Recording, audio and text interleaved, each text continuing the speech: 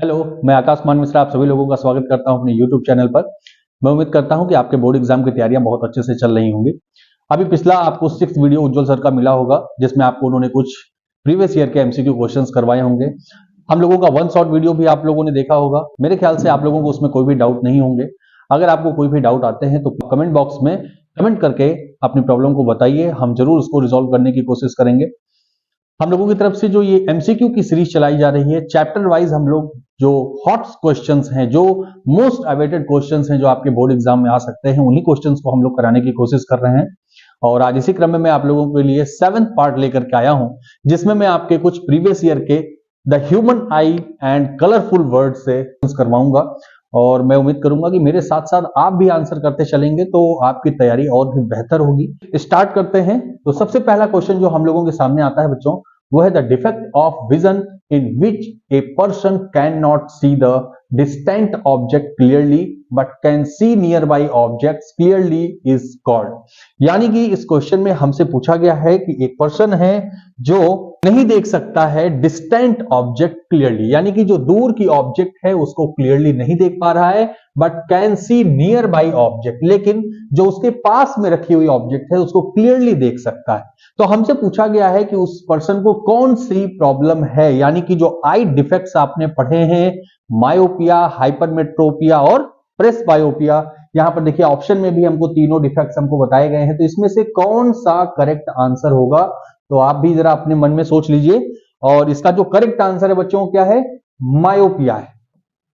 Next question है बच्चों, the defect of eye in which the eyeball become too long, यानी कि जो आई बॉल की साइज होती है उसमें, जैसे नॉर्मल अगर आई बॉल की बात की जाए तो ये हमारी आई बॉल होती है, लेकिन अगर इस आई बॉल का साइज क्या हो जाए, टू लॉन्ग, यानी बहुत ज्यादा हो जाता है। तो यहां पर हमसे पूछा गया है कि कौन सा डिफेक्ट होता है बच्चों, तो बताइए आप जरा कौन सा होता है, मायोपिया है, हाइपरमेट्रोपिया या फिर प्रेसबायोपिया, और एक ऑप्शन और दिया गया है जो कि है कैटरैक्ट। तो which one is correct in this question, then hypermetropia is the correct answer. अगर हाइपरमेट्रोपिया होता है तो हमें पता है जो हमारी इमेज होती है वो रेटिना पर न बनकर रेटिना से थोड़ा पहले बनती है। ठीक है, चलते हैं अगले क्वेश्चन पर। नेक्स्ट क्वेश्चन है, what type of image is formed by the eye lens on the retina, यानी कि यहां पर हमसे पूछा गया है कि जो हमारी रेटिना होती है जिसपे इमेज की फॉर्मेशन होती है, वो बनने वाली इमेज का नेचर कैसा होता है। तो आपने इसको पढ़ा होगा डिटेल में कि जो आई लेंस के थ्रू रेटिना पर बनने वाली बच्चों इमेज होती है वो कैसी होती है, रियल होती है और इन्वर्टेड भी होती है। अब यहां पर इन्वर्टेड इमेज बन रही है, लेकिन जो रेटिना है वो ऑप्टिकल नर्व्स के थ्रू हमारे ब्रेन से कनेक्टेड होता है, और जो हमारा ब्रेन है उस इन्वर्टेड इमेज को एनालिसिस करके हमें कैसा दिखाता है, इरेक्ट इमेज को दिखाता है। ठीक है ना, तो चलिए अगले क्वेश्चन पे चलते हैं। नेक्स्ट क्वेश्चन है बच्चों, the amount of light entering the eye can be controlled by the, यानी कि आंख के अंदर जो लाइट इंटर करती है उसे कौन कंट्रोल करता है। तो इसका करेक्ट आंसर क्या होगा बच्चों, जरा बताइए। तो यहां पर ऑप्शन है हमारे पास, आइरिस, प्यूपिल, कॉर्निया या फिर सिलेरी मसल्स।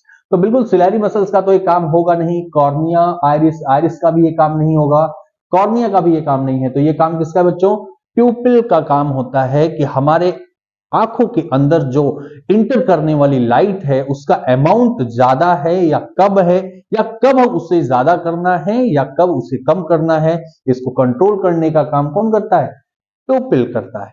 ठीक है, अगले क्वेश्चन पे चलते हैं। तो नेक्स्ट क्वेश्चन है, at noon the sun appears white as, जब आप दिन के समय पर सूर्य को देखते हैं, ऊपर सन को देखते हैं, तो आपको वो व्हाइट कलर का अपीयर होता है। तो ऐसा क्यों होता है, इसका रीजन आपको बताना है। ऑप्शन है आपके पास, blue colour is scattered the most, red colour is scattered the most, light is least scattered, all the colour of white light are scattered away. तो यहां पर देखिए, अगर ब्लू कलर स्कैटर्ड हो रहा होता ज्यादा तो हमें जो सन है वो व्हाइट कलर का तो नहीं दिखाई देता। ठीक है, यहां पर अगर सही आंसर की बात की जाए बच्चों, तो सही आंसर जो होगा वो होगा लाइट इज लीस्ट स्कैटर्ड, कि जो लाइट का स्कैटरिंग हो रही है वो दिन के टाइम पर बहुत कम होती है। ठीक है, this is the right answer light is least scattered. Next question पर आते हैं। नेक्स्ट क्वेश्चन है twinkling of star is due to, यानी कि जो तारों का टिमटिमाना होता है वो किस वजह से होता है। तो बच्चों आपको पता है, आपने पढ़ा है एटमॉस्फेरिक रिफ्रैक्शन। और एटमॉस्फेरिक रिफ्रैक्शन क्यों होता है, क्योंकि आपको पता है कि आपके एटमॉस्फेयर में different different kind of layers है और डिफरेंट लेयर की डेंसिटी भी डिफरेंट डिफरेंट है, जिसकी वजह से वहां पर रिफ्रैक्शन का फिनोमिना होता है। और उसी रिफ्रैक्शन की वजह से क्या होता है, ट्विंकलिंग ऑफ स्टार। तो इसका करेक्ट आंसर हो जाएगा बच्चों एटमॉस्फेरिक रिफ्रैक्शन ऑफ स्टारलाइट। ठीक है, नेक्स्ट क्वेश्चन पे चलते हैं। नेक्स्ट क्वेश्चन है the splitting of white light into different colour on passing through a prism is called, यानी कि जब व्हाइट लाइट किसी भी प्रिज्म के थ्रू पास होती है तो स्प्लिट हो जाती है वो डिफरेंट कलर कॉन्स्टिट्यूएंट्स में। तो ये जो स्प्लिट होने का फिनोमिना है हम इसे किस नाम से जानते हैं, तो यहां पर ऑप्शंस हैं रिफ्लेक्शन, रिफ्रैक्शन, डिस्पर्सन या फिर डेविएशन। तो बिल्कुल भी देखिए डेविएशन तो नहीं होगा, यहां पर रिफ्रैक्शन भी नहीं होगा और यहां पर रिफ्लेक्शन भी नहीं होगा। तो बच्चों जो सही आंसर होगा वो क्या होगा, dispersion is the correct answer for this question. क्योंकि जब लाइट किसी प्रिज्म के थ्रू पास होती है, या फिर ये कहें कि जब व्हाइट लाइट किसी प्रिज्म के थ्रू पास होती है तो 7 कलर्स कॉन्स्टिट्यूएंट्स में स्प्लिट हो जाती है और इसी फिनोमेना को हम लोग क्या कहते हैं, डिस्पर्सन ऑफ लाइट। ठीक है, चलते हैं अगले क्वेश्चन पर। तो नेक्स्ट क्वेश्चन है a person can not see distinctly object kept beyond 2 metre, this defect can be corrected by using a lens of power. यानी कि यहां पर हमसे कहा जा रहा है कि कोई पर्सन है जो नहीं देख पा रहा है, can not see distinctly object, यानी कि दूर पर रखे हुए ऑब्जेक्ट को नहीं देख पा रहा है, बियॉन्ड 2 मीटर। यानी कि अगर मैं आपसे कहूं कि यहां पर एक पर्सन है और इससे 2 मीटर की डिस्टेंस पर कोई भी ऑब्जेक्ट अगर यहां रखा जाता है तो ये इसे तो देख लेता है, लेकिन इसके बाद अगर किसी भी ऑब्जेक्ट को रखा जा रहा है तो ये इसे क्लियरली देख नहीं पा रहा है। तो अब आपको ये बताना है कि इसे किस पावर की लेंस की रिक्वायरमेंट है। तो यहां पर ऑब्जेक्ट या फिर ये पर्सन जितने डिस्टेंस पे रखे हुए ऑब्जेक्ट को क्लियरली देख सकता है, हम उसे क्या कह सकते हैं, उसकी फोकल लेंथ कह सकते हैं बच्चों। तो इसका मतलब यहां पर जो इसकी फोकल लेंथ कंसीडर की जाएगी वो कितनी होगी, 2 मीटर होगी। और आपसे पूछा गया पावर कितना होगा, तो पावर का फॉर्मूला आपको पता है क्या होता है, 1/f। लेकिन कब, जब आपकी फोकल लेंथ किस में दी गई हो बच्चों, मीटर में दी गई हो। तो बिल्कुल आप यहां पर आंसर अगर पुट करोगे तो ये कितना हो जाएगा, 1/2 और जो बराबर होगा 0.5 डायोप्टर। तो राइट आंसर कौन सा हो जाएगा यहां पर, तो डायोप्टर। अच्छा ये देखिए यहां पर 0.5 डायोप्टर तो है, लेकिन अब यहां पर आपसे पूछना है कि कौन सा लेंस यूज किया जाएगा। तो देखिए सबसे पहले हमको यहां पर देखना होगा कि ऑब्जेक्ट, जो पर्सन है वो दूर के ऑब्जेक्ट को क्लियरली नहीं देख पा रहा है, पास रखे हुए ऑब्जेक्ट को क्लियरली देख ले रहा है। तो आपको सबसे पहले ये फाइंड करना होगा कि इस पर्सन को कौन सा आई डिफेक्ट है। तो नजदीक की चीज को क्लियरली देख ले रहा है, दूर की चीजों को नहीं देख पा रहा है, इसका मतलब इसे क्या है, मायोपिया है, यानी कि सी नियर साइटेडनेस है। और नियर साइटेडनेस या फिर मायोपिया को करेक्ट करने के लिए कौन से लेंस का यूज किया जाता है बच्चों, तो वो होता है कॉनकेव लेंस। और आपको पता है कि जो कॉनकेव लेंस की फोकल लेंथ होती है वो ऑलवेज कैसी कंसीडर की जाती है, तो वो ऑलवेज निगेटिव कंसीडर की जाती है। तो अगर यहां पर आप फोकल लेंथ निगेटिव कंसीडर करोगे तो आपकी जो पावर आएगी बच्चों वो भी किस में आएगी, निगेटिव ही आएगी। इसका मतलब जो करेक्ट आंसर हो जाएगा वो होगा -0.5 डायोप्टर। ठीक है, तो इस तरीके से हमें अपने आंसर को ले लेना है। नेक्स्ट चलते हैं नेक्स्ट क्वेश्चन पर। नेक्स्ट क्वेश्चन हमारा कहता है the clear sky appears blue because. यहां पर क्वेश्चन पूछा गया है कि जो क्लियर स्काई होता है वो हमें ब्लू कलर का अपीयर होता है, तो ऐसा क्यों होता है, जरा आइए ऑप्शंस पढ़ते हैं। Blue light gets absorbed in the atmosphere, तो बिल्कुल ये तो गलत हो गया, क्योंकि कहा जा रहा है कि ब्लू कलर की जो लाइट होती है वो एब्जॉर्ब कर ली जाती है एटमॉस्फेयर में, तो नहीं, ऐसा नहीं है। Ultraviolet radiation are absorbed in the atmosphere, नहीं ये भी नहीं होगा, क्योंकि एटमॉस्फेयर में अल्ट्रावायलेट रेस के एब्जॉर्प्शन से स्काई का ब्लू कलर अपीयरेंस कोई रिलेशन नहीं बनता है यहां पर। Next one, violet and blue light gets scattered more than lights of all other color by the atmosphere। हाँ, ये थोड़ा सा आंसर सही लग रहा है, लेकिन नेक्स्ट वाला भी हम पढ़ेंगे, लास्ट तक जाएंगे। Light of all other colors is scattered more than the violet and blue color light by the atmosphere। तो यहां पर तो जस्ट अपोजिट बात बता दी गई है कि वायलेट एंड ब्लू कलर की जो लाइट है ये कम स्कैटर्ड हो रही है comparison then other colour of light. तो ये भी आंसर हमारा गलत हो जाएगा। तो यहां पर सही आंसर जो हमारा है वो है आंसर ऑप्शन सी, जो कि कह रहा है violet and blue light gets scattered more, यानी कि ब्लू और वायलेट कलर की जो लाइट है वो सबसे ज्यादा स्कैटर्ड होती है अदर कलर के कंपैरिजन में। और यही रीजन है कि जो हमारा स्काई है वो ब्लू कलर का हमें अपीयर होता है। ठीक है, चलते हैं नेक्स्ट क्वेश्चन पर। Next question is one can not see through the fog because, यानी कि अगर अभी देखिए ठंडक का समय चल रहा है, ठंडक में जब फॉग होती है तो फॉग में हम क्लियर विजन हमारा नहीं होता है, क्यों नहीं देख सकते हैं। बहुत अच्छा, देखिए टाइम के अकॉर्डिंग क्वेश्चन आ गया। तो यहां पर ऑप्शन है हमारे पास refractive index of fog is very high. Refractive index, हाँ ठीक है, डेंसर मीडियम है, that's okay. Light suffers total reflection at droplets, तो यहां पर लाइट का रिफ्लेक्शन भी हो रहा है ड्रॉपलेट्स के थ्रू, इट्स ओके, कंसीडर किया जा सकता है। Fog absorb light, fog absorb कर ले रही है टोटल लाइट को, तो एब्जॉर्ब तो नहीं कह सकते हैं, क्योंकि वहां पर अगर फॉग की बात की जाए तो वो वाटर ड्रॉपलेट्स होते हैं, या तो वहां पर रिफ्लेक्शन होगा, या तो डिस्पर्सन होगा, या फिर रिफ्रैक्शन होगा। तो एब्जॉर्ब तो नहीं कह सकता, इसको कैंसिल कर दिया मैंने। Light is scattered by the droplets, देखिए यहां पर बहुत ही अच्छा ऑप्शन हमको करेक्ट जो मिल गया कि light is scattered by the droplets, यानी कि जो लाइट है वो वाटर के ड्रॉपलेट से क्या हो रही है, स्कैटर्ड हो रही है। क्योंकि जो फॉग है, फॉग क्या होता है, फॉग वाटर ड्रॉपलेट्स ही तो होते हैं, टाइनी वाटर ड्रॉपलेट, यानी बहुत छोटे छोटे ड्रॉपलेट्स होते हैं, और जब लाइट उनके थ्रू पास होती है तो क्या होती है, स्कैटर्ड हो जाती है। और स्कैटर्ड हो जाती है तो जाहिर सी बात है कि हमें फॉग में प्रॉपर विजन नहीं आता, या फिर क्लियर विजन नहीं आता है। तो यहां पर ये दोनों ऑप्शन से ज्यादा स्ट्रॉन्ग हमारा डी वाला ऑप्शन है, light is scattered by the droplets. ठीक है, आगे चलते हैं अगले क्वेश्चन पर। Refraction of light by the earth atmosphere due to variation in air density is called, देखिए अच्छा क्वेश्चन है। Refraction of light by the earth atmosphere due to variation in air density is called, तो इसका बहुत ही आसान सा answer होगा बच्चों, क्या होगा, एटमॉस्फेरिक रिफ्रैक्शन। यानी कि जब अर्थ के एटमॉस्फेयर से, अर्थ के जो डिफरेंट डिफरेंट हमारे पास लेयर्स हैं, जैसे आपने पढ़ा है ट्रोपोस्फेयर, स्ट्रेटोस्फेयर, मीजोस्फेयर, एक्सोस्फेयर, ठीक है, तो अलग अलग लेयर्स हैं, तो इनके बीच की जो डेंसिटी है हर एक लेयर की डिफरेंट डिफरेंट है। और आपको पता है कि जब लाइट एक मीडियम से दूसरे मीडियम में इंटर करती है तो डेंसिटी डिफरेंट होने की वजह से ही वो अपने पाथ से बेंड हो जाती है। ठीक है, तो ये रिफ्रैक्शन का फिनोमिना है, लेकिन अगर एटमॉस्फेयर में हो रहा है तो हम इसे क्या कह देंगे, एटमॉस्फेरिक रिफ्रैक्शन कह देंगे। तो ये आंसर हमारा करेक्ट हो जाएगा। चलते हैं अगले क्वेश्चन पर।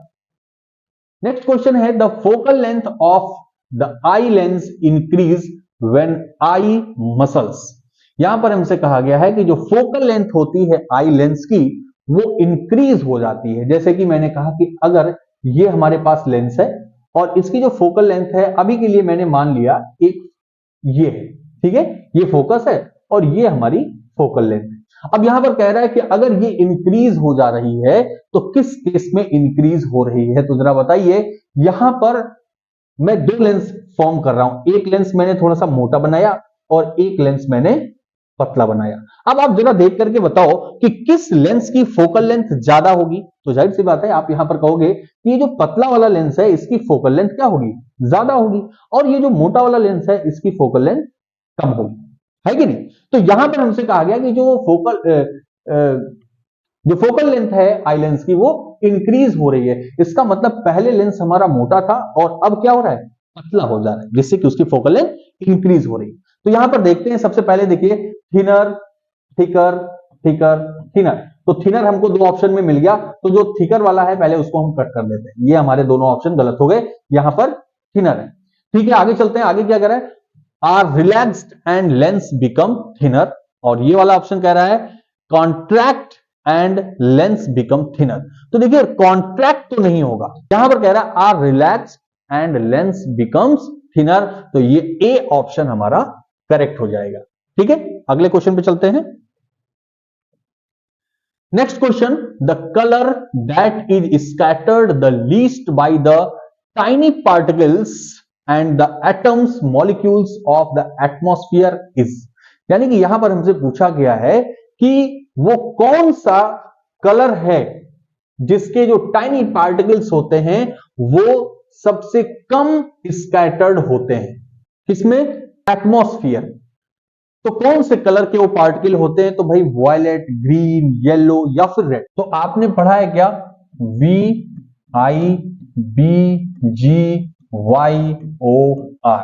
अब अगर यहां पर स्कैटरिंग हम देखते हैं, तो अगर मैं नीचे से ऊपर की तरफ जाऊं तो जो स्कैटरिंग का रेशियो है वो धीरे धीरे कम होता जाता है। यानी कि अगर मैं आपसे कहूं कि सबसे ज्यादा कौन सी कलर की लाइट स्कैटर्ड होती है, तो वॉयलेट होती है, फिर उससे कम कौन सी होती है, इंडिगो, फिर ब्लू, फिर ग्रीन, फिर येलो, ऑरेंज एंड रेड। यानी कि रेड कलर की जो लाइट होती है वो सबसे कम स्कैटर्ड होती है।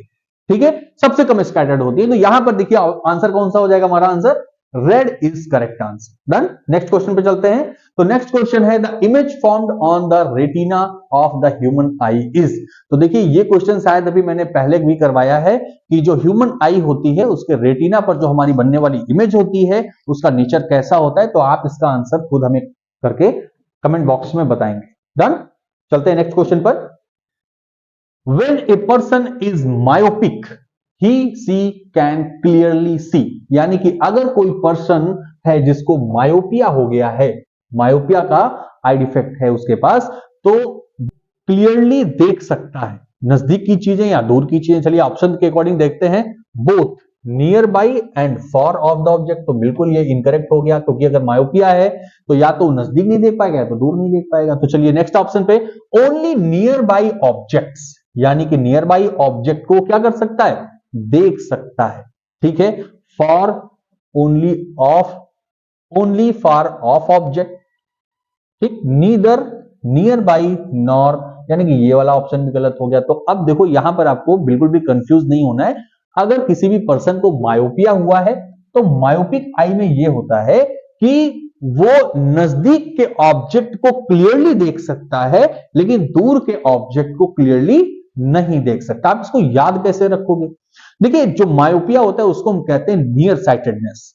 नियर साइटेडनेस, नियर की बात की गई है, इसका मतलब कि वो नजदीक के ऑब्जेक्ट को क्लियरली देख सकता है, और जो बचा यानी कि फॉर साइटेड, यानी कि फार, यानी कि दूर रखा हुआ जो ऑब्जेक्ट है उसको क्लियर नहीं देख सकता। तो नियर साइटेडनेस में ऑब्जेक्ट क्या करता है, नियर के ऑब्जेक्ट को क्लियरली देख सकता है।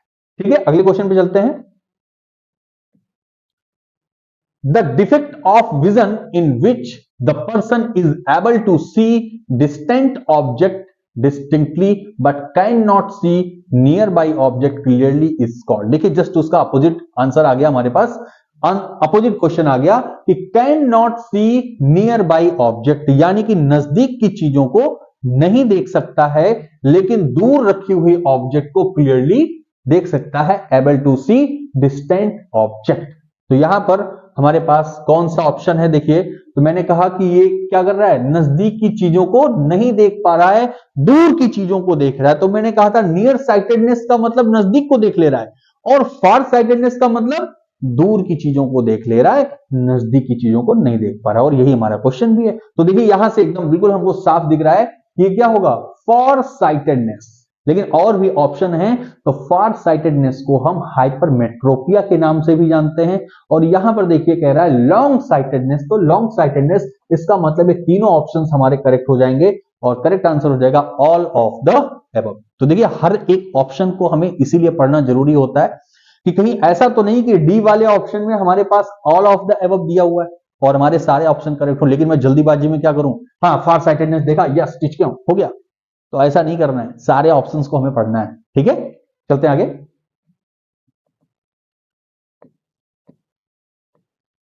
Next one is the defect of myopia can be corrected by using. तो देखिए यहां पर जो भी हमारे पास आई डिफेक्ट्स होते हैं, चाहे वो मायोपिया हो, हाइपरमेट्रोपिया हो या फिर प्रेस बायोपिया हो, इनको करेक्ट करने के लिए डॉक्टर्स का सजेशन क्या होता है हमारे लिए? कॉन्टेक्ट लेंसेज होते हैं। तो यहां पर अगर बात करूं कि मायोपिया को करेक्ट करने के लिए कौन सा लेंस यूज किया जाता है, तो मायोपिया के लिए हमारे पास कॉनकेव लेंस होता है। और वहीं पर अगर हाइपरमेट्रोपिया की बात करें तो हाइपरमेट्रोपिया को करेक्ट करने के लिए कॉन्वेक्स लेंस का यूज किया जाता है। और अगर हमको प्रेस बायोपिया है तो वहां पर बाइफोकल लेंस का यूज किया जाता है, यानी कि उसमें कॉनकेव और कॉन्वेक्स दोनों होता है। ठीक है, घर पे आपने देखा होगा कि ये जो लेंसेज होते हैं नीचे की तरफ कुछ डिफरेंट टाइप का ग्लास लगता है, ऊपर एकदम नॉर्मल दिखता है। ठीक है, तो उसमें कॉनकेव कॉन्वेक्स दोनों होता है, बाइफोकल होता है। आगे चलते हैं अगले क्वेश्चन पर। नेक्स्ट क्वेश्चन है, which of the following phenomenon contributes significantly to the reddish appearance of the sun at sunrise और sunset? यानी कि जो सनराइज होता है और सनसेट होता है, कौन सा वो फिनोमिना है जो ये कंट्रीब्यूट करता है कि जो इसकी अपीयरेंस हो, किसके अपीयरेंस? सनराइज और सनसेट की अपीयरेंस हो, कैसी हो? रेडिश हो। आप सुबह सुबह तो उठते नहीं हो जल्दी, क्यों? क्योंकि लेट से उठना है, आपको लेट नाइट सोना है, लेट से उठना है। तो मॉर्निंग में जो रेडिश होती है, सन जब राइज होता है तो वो रेडिश क्यों होता है? रेडिश होता है किसकी वजह से? स्कैटरिंग ऑफ लाइट की वजह से। ठीक है ना, किसकी वजह से? Scattering of light. तो जरा सुबह जल्दी उठ करके देखो। हाँ, अब आप कहोगे कि नहीं मैं शाम को देख लूंगा, भाई सनसेट के टाइम पर भी होता है। हाँ, तो बिल्कुल सनसेट के टाइम पर भी देख सकते हो, लेकिन सुबह भी जल्दी उठा करो। नेक्स्ट क्वेश्चन है एसर्शन और रीजन का, बहुत ही अच्छा क्वेश्चन है, ये देखते हैं जरा। कह रहा है concave mirror are used as reflectors in torches, vehicle, headlights and in search light. ठीक है, रीजन कहता है when an object is placed beyond the centre of curvature of a concave mirror the image formed is real and inverted. ठीक है, बिल्कुल सही है। देखिए यहां पर अगर एसर्शन और रीजन दोनों की बात की जाए तो हमारे पास एसर्शन और रीजन दोनों हमारे सही हैं, लेकिन यहां पर बात यह आती है कि क्या जो एसर्शन और रीजन है, रीजन हमारा करेक्ट एक्सप्लेनेशन है एसर्शन का? तो एसर्शन में हमको ये बताया गया है कि जो सर्च लाइट है या फिर जो हेडलाइट होती है कार की या फिर जो टॉर्चेस होते हैं, इसमें हम लोग क्या करते हैं? कॉन्केव मिरर का यूज करते हैं, ये बताया गया। तो करेक्ट है, सही है, कॉन्केव मिरर का यूज करते हैं। लेकिन रीजन में हमसे बताया गया है कि when an object is placed beyond the centre of curvature, तो beyond the centre of curvature अगर मैं ऑब्जेक्ट को रखता हूं कॉन्केव मिरर के, तो जो बनने वाली हमारी इमेज होगी वो रियल और इन्वर्टेड तो होगी, लेकिन डिमिनिश्ड भी होगी ऑब्जेक्ट के कंपैरिजन में। लेकिन जो यहां पर सर्च लाइट है या फिर जो टॉर्च है या जो व्हीकल में लगी हुई लाइट है, आपको कैसी चाहिए? आपको कुछ इस डायरेक्शन में चाहिए जो कि डाइवर्ज होती हुई जा रही हो। तो डाइवर्ज का मतलब कि बड़ी इमेज बनना चाहिए, लेकिन इस केस में क्या होगा? आपको डिमिनिश्ड इमेज मिलेगी। तो ठीक है, तो यहां पर अगर मैं आपसे कहूं कि बोथ ए एंड आर, मतलब रीजन और असर्शन दोनों करेक्ट हैं, बट करेक्ट एक्सप्लेनेशन नहीं है। ठीक है, इसको करेक्ट एक्सप्लेनेशन नहीं कहेंगे। चलिए अगले क्वेश्चन पे चलते हैं। फिर से हमारे पास एक असर्शन रीजन का क्वेश्चन है। The near point of a hypermetropic eye is more than 25 centimetre away. Done. Reason is hypermetropia is corrected using spectacles containing concave lens। तो मेरे ख्याल से आपने पकड़ लिया होगा कि करेक्ट आंसर कौन सा है ना? तो यहां पर अभी भी थोड़ी देर पहले मैंने बताया है कि जो हाइपरमेट्रोपिया है, हाइपरमेट्रोपिया को करेक्ट करने के लिए कौन सा लेंस यूज करते हैं बच्चों? तो वो होता है कॉन्वेक्स लेंस। कौन सा? कॉन्वेक्स लेंस होता है। और कॉन्केव लेंस किसके लिए होता है? मायोपिया के लिए। तो इसका मतलब ये रीजन तो हमारा बिल्कुल गलत हो गया। लेकिन अगर मैं असर्शन की बात करूं तो हाइपरमेट्रोपिक आई के लिए जो हमारी नियर पॉइंट होता है वो कितना होता है? 25 सेंटीमीटर। डन। तो यहां पर जो आंसर हो जाएगा हमारा वो क्या होगा? A is true but R is false. This is the correct answer. Next question, which of the following is a natural phenomena which is caused by the dispersion of sunlight in the sky? यानी कि कौन सा वो phenomena है, यहां पर हमको जो भी ऑप्शंस में बताया गया है नेचुरल फिनोमिना है जो डिस्पर्सन को रिप्रेजेंट कर रहा है। किसका डिस्पर्सन? सनलाइट का। किसमें? स्काई में। कौन सा है जरा ऑप्शन देखते हैं। ट्विंकलिंग ऑफ स्टार, तो ट्विंकलिंग ऑफ स्टार तो एटमॉस्फेरिक रिफ्रैक्शन अभी हम लोगों ने पढ़ा था, ठीक है, ये हट गया। Star seem higher than they actually are, नहीं, ये भी इनकरेक्ट होगा। Next, advanced sunrise and delayed sunset, तो सनराइज और सनसेट अभी हम लोगों ने पढ़ा था, क्या था? स्कैटरिंग ऑफ लाइट था, नहीं होगा। रेनबो की अगर बात करें तो रेनबो यहां पर करेक्ट आंसर होगा, क्योंकि रेनबो में क्या होता है? रेनबो में डिस्पर्सन होता है। लाइट वह एक बार इंटर करती है और इंटर होकर के जब वहां से बाहर की तरफ निकलती है तो वो अपने 7 कलर कॉन्स्टिट्यूएंट्स में ब्रेक हो जाती है और रेनबो का फॉर्मेशन होता है। तो आपने रेनबो देखा होगा, उसमें 7 कलर्स हमको दिखाई भी देते हैं। और डिस्पर्सन जो फिनोमेना है हमको यही पता है कि जब व्हाइट लाइट प्रिज्म के थ्रू या किसी भी डेंसर मीडियम के थ्रू पास होती है और अपने 7 कलर कॉन्स्टिट्यूएंट्स में स्प्लिट हो जाती है, इसी फिनोमेना को हम लोग डिस्पर्सन कहते हैं। तो यहां पर करेक्ट आंसर कौन सा होगा बच्चों? रेनबो होगा। Done. Next question, the medical condition in which the lens of the I of a person becomes progressively cloudy resulting in blurred vision is called. यानी कि यहां पर अगर मेडिकल कंडीशन में बात की जाए तो किसी पर्सन की जो आईज हैं वो प्रोग्रेसिवली क्लाउडी हो जाए, ठीक है, यानी कि जो उनकी आईज है उसके ऊपर एक मिल्की लेयर क्या हो जाती है? जम जाती है, आप कह सकते हैं कि मिल्की लेयर फॉर्म हो जाती है। तो ऐसे डिफेक्ट को हम लोग क्या कहते हैं, जिसकी वजह से किसी भी पर्सन को दिखाई नहीं देता है या फिर ब्लड दिखाई देता है, या फिर आपने सुना होगा आमतौर पे कहते हैं मोतिया बिंद हो गया, ठीक है, और उसका ऑपरेशन भी कराते हैं। तो यहां पर ऑप्शन देखते हैं क्या क्या है। मायोपिया है, हाइपरमेट्रोपिया, प्रेसबायोपिया या फिर कैटरैक्ट। तो क्या होता है बच्चों? यहां पर करेक्ट आंसर कौन सा है? कैटरैक्ट। तो इस कंडीशन को हम लोग क्या कहते हैं? इस मेडिकल कंडीशन को कैटरैक्ट के नाम से जानते हैं। डन। चलते हैं नेक्स्ट क्वेश्चन पर। The least distance of distinct vision for a normal I is. देखिए बच्चों, ये बहुत बार पूछा गया क्वेश्चन है और सबसे आसान सा क्वेश्चन है। अभी मैंने एक प्रीवियस क्वेश्चन में भी इसको बताया था आपको, तो मैं ये क्वेश्चन आपके लिए छोड़ता हूं। आप इसका आंसर बता करके कमेंट बॉक्स में जरूर बताएंगे मुझे कि लीस्ट डिस्टेंस क्या होती है किसी भी नॉर्मल आई के लिए। डन। तो ये हमारे कुछ अच्छे क्वेश्चंस थे। मैं उम्मीद करता हूं कि आपने जरूर इनको खुद से भी आंसर किया होगा। अगर किसी भी क्वेश्चन पे आपको डाउट होता है तो प्लीज आप कमेंट बॉक्स में जरूर बता सकते हैं। यहां पर हमारे YouTube चैनल्स आपको दिख रहे हैं, आप चैनल्स को सब्सक्राइब कर सकते हैं और अपने जो दोस्त हैं उनको भी शेयर कर सकते हैं। अगर आपको हमारे जो वीडियोस हैं, चाहे वो लास्ट टाइम रिवीजन की सीरीज हो या फिर जो MCQs की सीरीज है, या अभी हाल ही में हम लोगों ने जो 1 शॉट वीडियोस उज्जवल सर ने केमिस्ट्री के, मैंने फिजिक्स के जो इलेक्ट्रिसिटी के चैप्टर के 1 शॉट वीडियो अपलोड किए हैं, मैं उम्मीद करता हूं कि जरूर आपको उससे हेल्प मिल रही होगी और आपके सारे डाउट्स क्लियर हो रहे होंगे। अगर आपको अच्छा लग रहा है तो हमारे साथ बने रहिए, हमारे चैनल को सब्सक्राइब करिए, लाइक करिए और अपने दोस्तों में भी शेयर करिए, जिससे कि उनकी भी हेल्प हो सके और उनकी भी बोर्ड एग्जाम की तैयारी आपके साथ अच्छी होती रहे। ठीक है, मिलते हैं हम लोग अगले वीडियो में और तब तक के लिए थैंक यू वेरी मच।